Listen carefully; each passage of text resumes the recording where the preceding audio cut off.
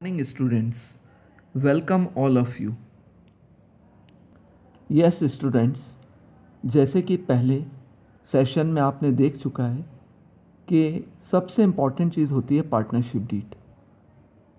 हम जब numerical solve करते हैं तो हमें सबसे पहले ये देखना चाहिए कि हमारे पास पार्टनरशिप डीड अवेलेबल है कि नहीं, पार्टनरशिप डीड प्रिपेयर की गई है कि नहीं।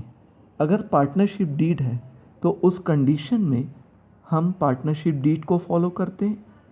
पार्टनरशिप डीड पार्टनर्स की म्यूचुअल अंडरस्टैंडिंग का एक रिटन एग्रीमेंट के फॉर्म में तैयार की जाती है, जैसा कि आपने पहले सेशन में देखा है।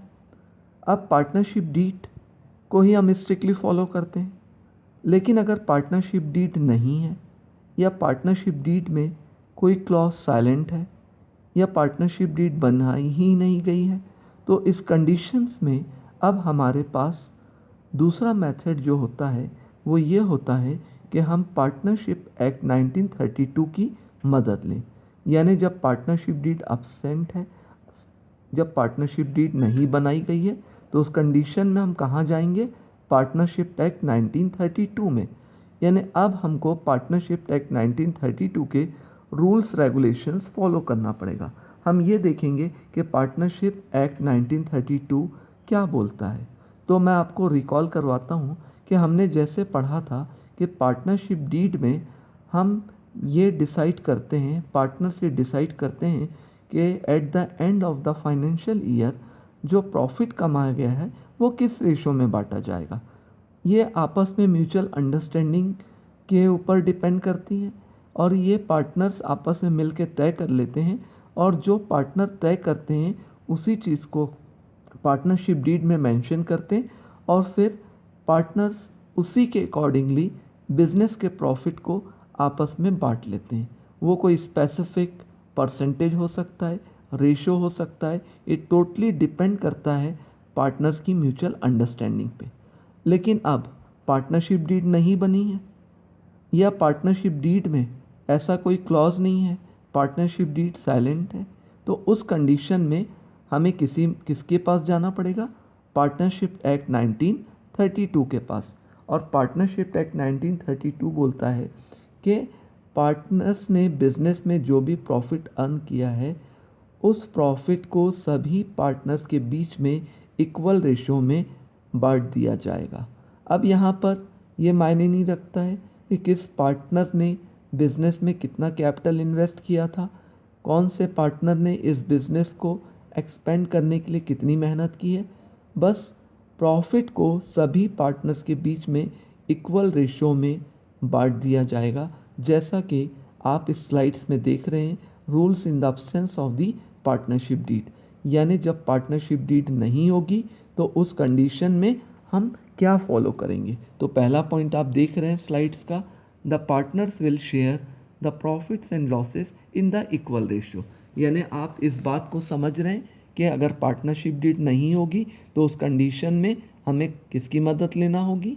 पार्टनरशिप एक्ट 1932 की। और पार्टनरशिप एक्ट 1932 की क्या बोलता है कि बिजनेस के प्रॉफिट को सभी पार्टनर्स के बीच में इक्वल रेशियो में बांट दिया जाए। अब मैं दूसरा पॉइंट ले रहा हूँ, interest on loan will be given at the rate of 6% per annum to the partners.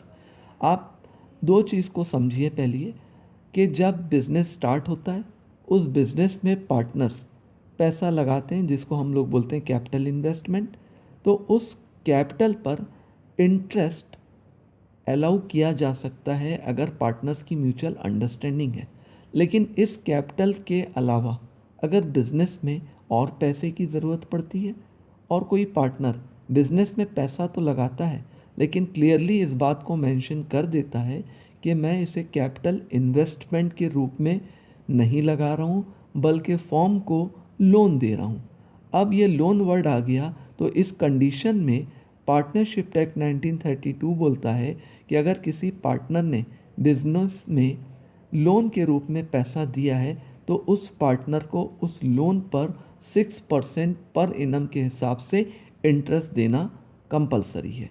लेकिन अगर इसके अपोजिट पार्टनरशिप डीड बनाई गई है, उस पार्टनरशिप डीड में इस लोन पर अगर 10% या 4% या 3% कोई भी इंटरेस्ट ऑन लोन मेंशन किया गया है, तो अब हम किसको फॉलो करेंगे?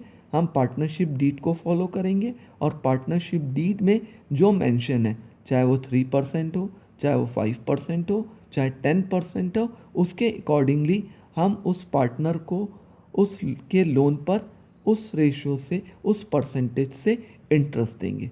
तो आप इस चीज़ को समझ गए कि पार्टनरशिप एक्ट 1932 ने एक फिक्स अमाउंट बताया, 6% पर enum interest on loan will be provided, but in the absence of the partnership deed we have to follow the partnership act 1932.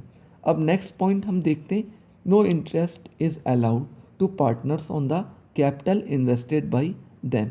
अब मैं इसके अपोजिट जा रहा हूँ। अगर पार्टनरशिप डीड बनाई गई है, उस पार्टनरशिप डीड में interest on capital is allowed to the partners, यानी इंटरेस्ट ऑन कैपिटल पार्टनर्स को अलाउ किया गया है, तो अब वहाँ पर जो रेट ऑफ इंटरेस्ट मेंशन किया गया है, वो चाहे 10% हो, चाहे 12% हो, चाहे 5% हो, हम स्ट्रिक्टली उसको फॉलो करेंगे। लेकिन अब सवाल उठ रहा है कि पार्टनरशिप डीड तो है नहीं, तो उस कंडीशन में हमें फिर से किसके पास जाना पड़ेगा?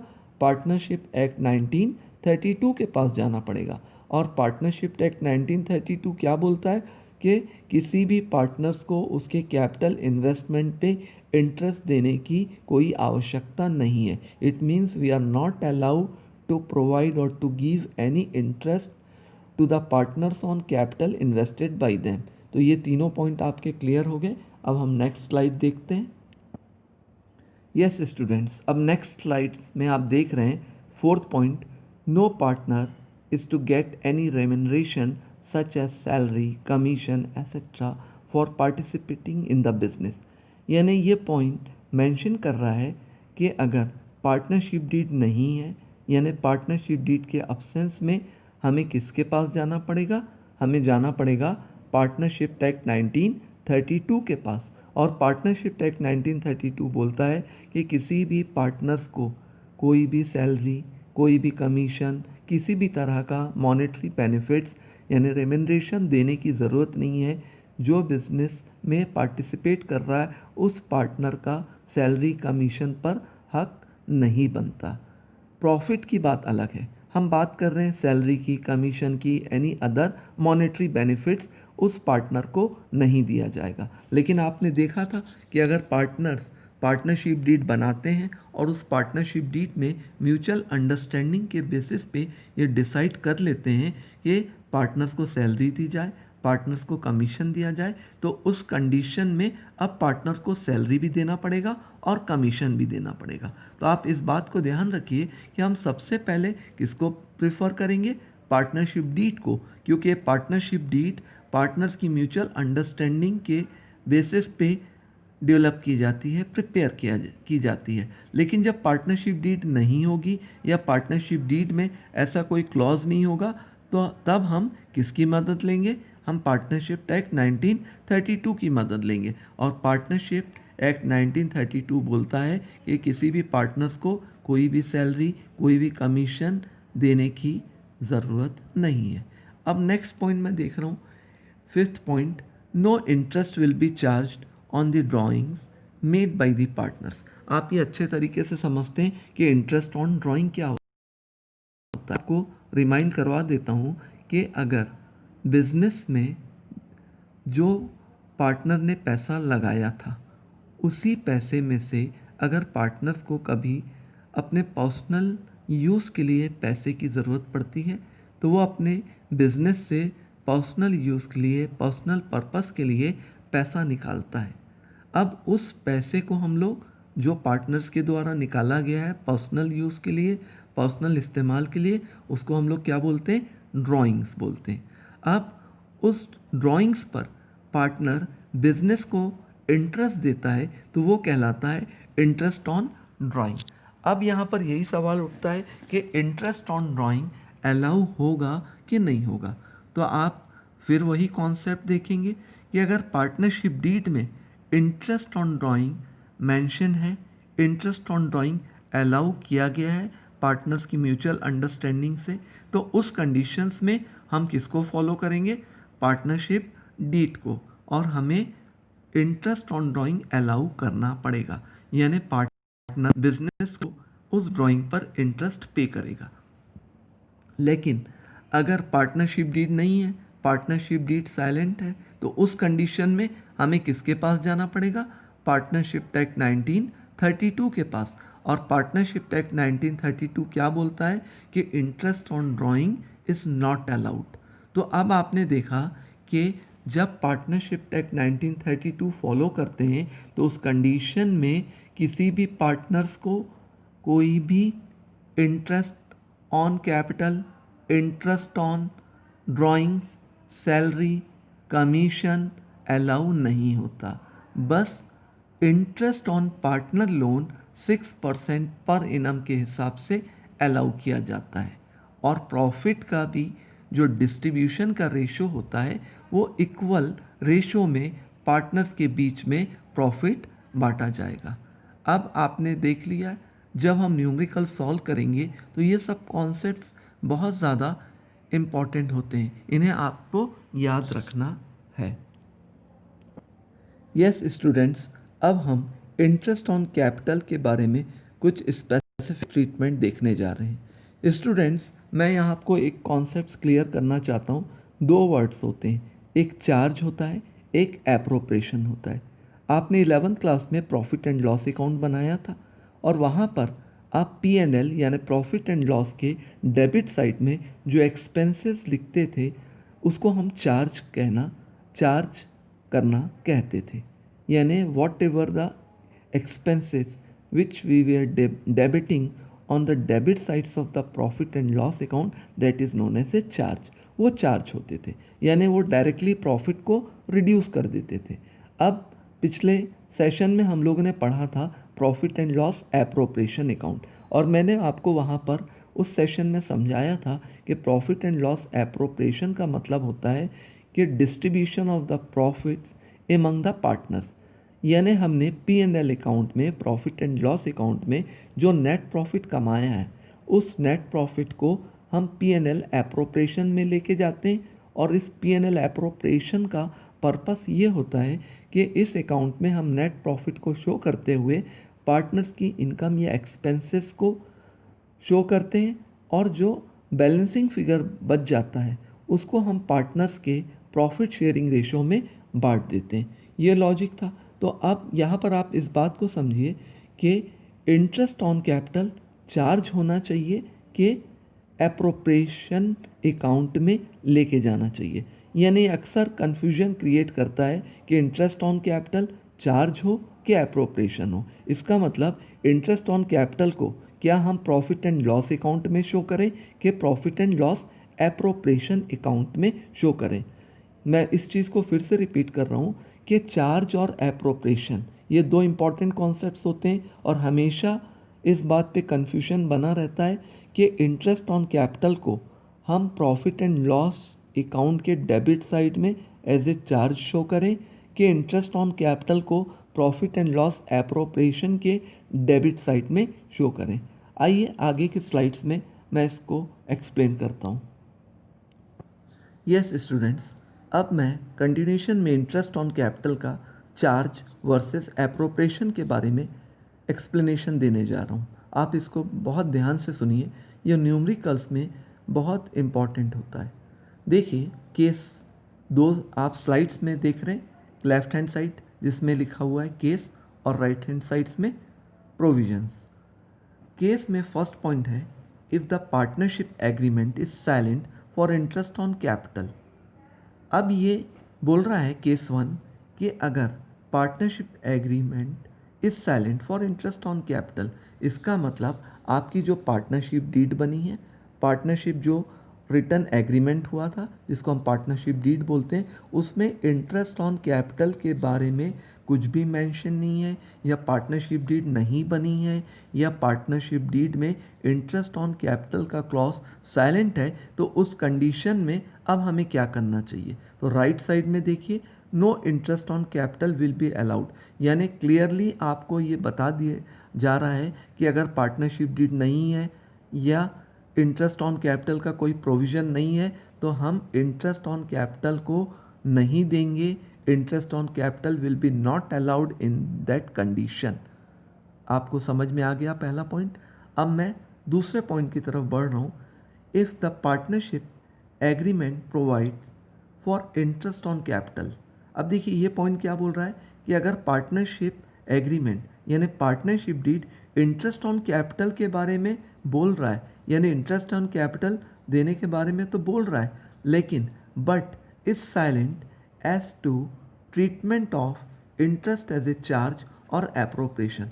यानी अब इंटरेस्ट ऑन कैपिटल को चार्ज या एप्रोप्रिएट किया जाए, इसके बारे में पार्टनरशिप डीड कुछ भी नहीं बोल रही है।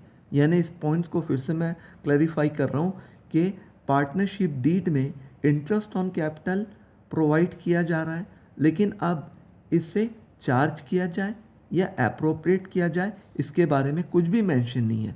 चार्ज मतलब P&L में ले जाया जाए या प्रॉफिट एंड लॉस एप्रोप्रिएशन में ले जाया जाए, इसके बारे में कुछ भी नहीं बोला जा रहा है। तो अब हम सबसे पहले ये देखेंगे, राइट साइड में आइए, प्रोविजन में क्या लिखा हुआ है, interest on capital will be allowed only if there are profits. इसका मतलब अगर लॉस हो रहा है, यानी अगर आपका नेट लॉस आया है, तो उस कंडीशन में हम इंटरेस्ट ऑन कैपिटल अलाउ नहीं करेंगे। इंटरेस्ट ऑन कैपिटल कब अलाउ होगा, जब बिजनेस में प्रॉफिट हो रहा है।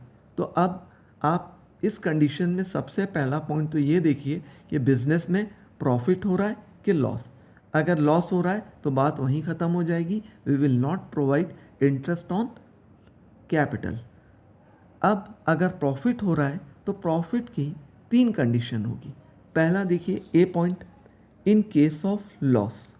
अब देखिए लॉस में no interest on capital will be allowed. जैसे मैंने ऑलरेडी एक्सप्लेन कर दिया कि लॉस अगर हो रहा है तो आपको इंटरेस्ट ऑन कैपिटल देने की ज़रूरत नहीं है। इंटरेस्ट ऑन कैपिटल आप नहीं देंगे, एप्रोप्रिएशन का सवाल ही नहीं उठता। अब दूसरा पॉइंट देखिए बी, जिसमें लिखा है profit is greater than interest. यानी अगर आपने प्रॉफिट ज़्यादा कमाया है और इंटरेस्ट ऑन कैपिटल उसके कंपैरिजन में कम है, तो आप पूरा इंटरेस्ट ऑन कैपिटल अलाउ कर देंगे।